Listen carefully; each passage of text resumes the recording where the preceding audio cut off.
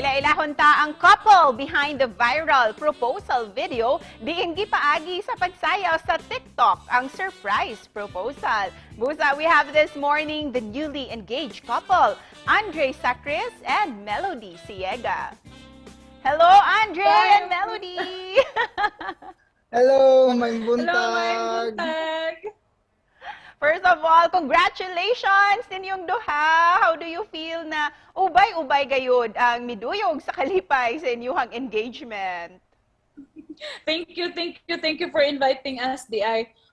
Maka-overwhelmed, no? Kay never man should me nag-expect na mo-boom ang video. And muna siya, maka-overwhelmed. Happy lang jud kaayo mi nga daghan og ganahan, daghan og nalipay pod, daghan og kanang nakahilak sa amo ang video. So happy kayo ni Doha.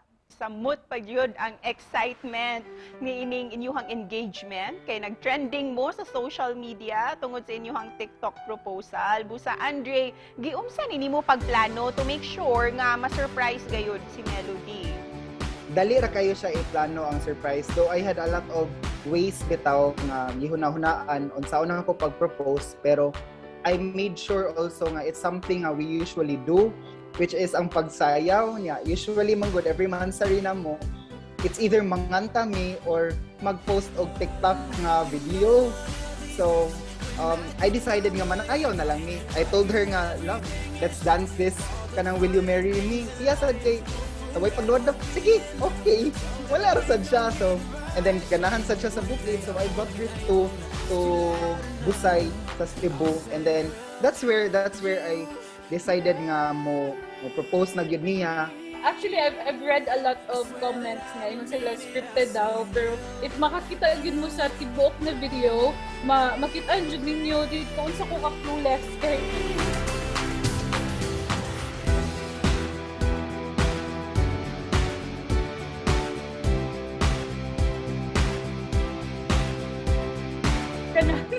ako pa nihawid sa camera because again usual na gid na for us, and then dugay namang ko niya giingnan nga love kanang can we dance this song kana Marry Me mga month of July nga na pa, so but nagpractice mi ana pag August pa lang, pag mga middle sa August, so wala siguro during that time pag ingon niya love let's dance this nasud sa kung huna wala ba si mag-propose di siya.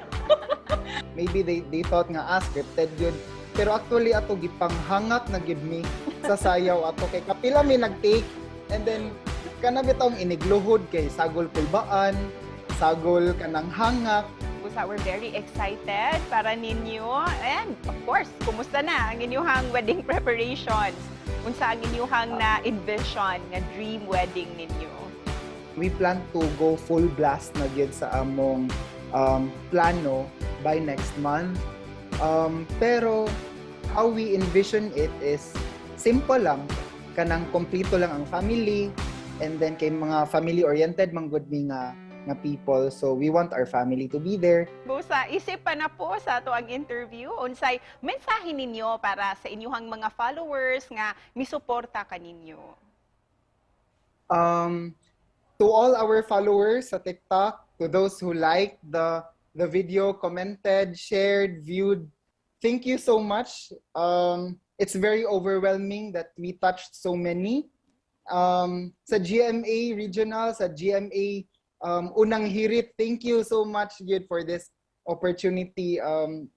Advance birthday gift na ni nato for this month. Ang kaninga experience Gid, and I think sa kana mga bitter diha, don't worry. Naara gyud mo abot diha Gid for you. True. And above all, we want to thank God for allowing us to experience this. Maka-overwhelm jud kaayo no sa amo ang family, sa amo ang friends, sa amo ang workmates. Daghang salamat usab kaninyo, Andre and Melody. Congratulations and best wishes in advance. Thank you. Thank you.